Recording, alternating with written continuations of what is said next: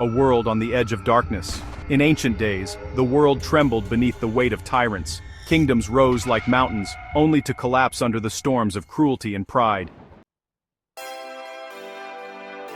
But in the shadows, God preserved a remnant, the faithful ones, the humble, the courageous, the souls who refused to bow to evil. These are the stories recorded in the Three Books of Meqabyan, not tales of political conquest or dynasties fighting for thrones, but stories of men and women who defended truth when the world demanded their silence. The martyrdom of Abiam, Chayon, and Macham. The first book tells of three brothers whose courage shook the heart of a wicked king. A ruler arose who despised the God of heaven. He demanded worship, forced the people to bow to idols, and punished any who resisted. But the three brothers, Abiam, Chayon, and Macham, refused. They said, "We will not bow to the works of men, we bow only to the Lord of heaven." The king threatened them, he tortured them, he promised wealth, freedom, and power, but their answer never changed. Better to die in faith than to live in falsehood. One by one they were martyred, their bodies fell, but their spirits rose like flames, igniting courage in countless others. The people whispered, "If three young men can defy a king, then so can we." The first book ends with a truth that, echoes through eternity. The strength of one faithful soul is greater than the armies of tyrants.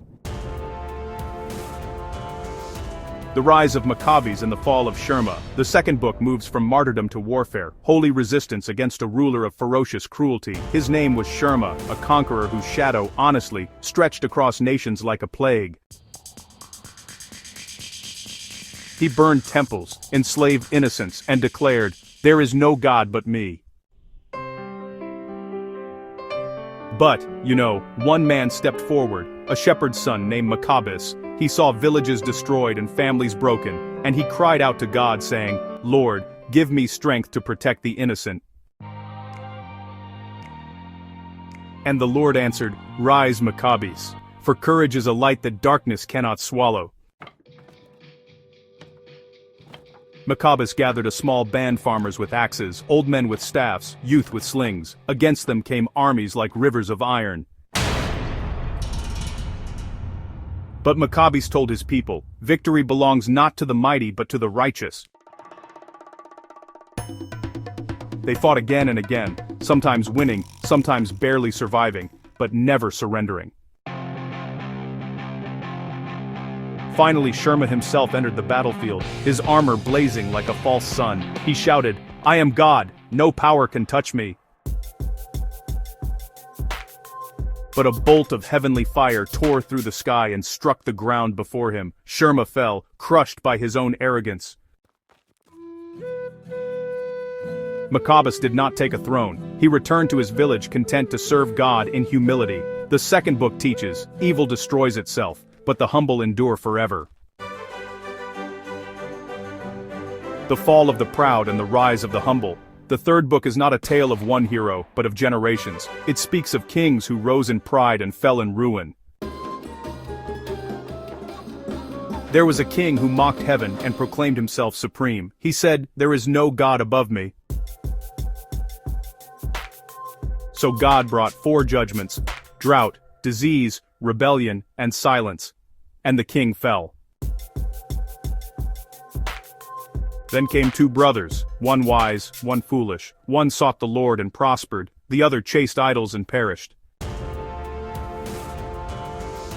Then came the tale of the righteous man and the serpent. A snake coiled around his sleeping child, but God struck it down before it could strike. And the people learned, those who trust in God walk safely even among serpents. The book ends with a parable, the parable of the mountain. The proud climbed the mountain claiming to conquer heaven, but the winds cast him down. The humble climbed seeking only God, and the mountain welcomed him. The final blessing declares, "Blessed are the humble, for they shall stand where the mighty fall."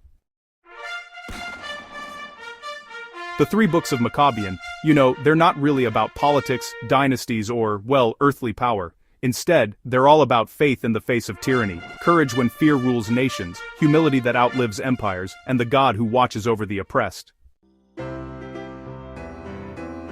Across all three books, three truths shine like stars. First, faith is stronger than fear. The three brothers stood firm even when death was near. Second, courage is stronger than armies. Meqabis defeated a conqueror, not with weapons, but with righteousness. And third, humility is stronger than pride. The proud kings fell, but the humble were lifted.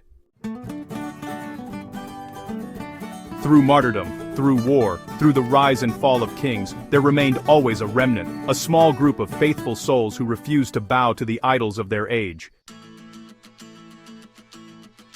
They kept the covenant, they protected the innocent, they walked in humility, and because of them, the light of God never left the earth. Empires crumble, thrones fall, but the soul that walks with God shall shine forever. This is the summary of 1, 2, and 3 Meqabyan, a saga of martyrdom, courage, and humility, the eternal victory of the faithful remnant over the kingdoms of pride.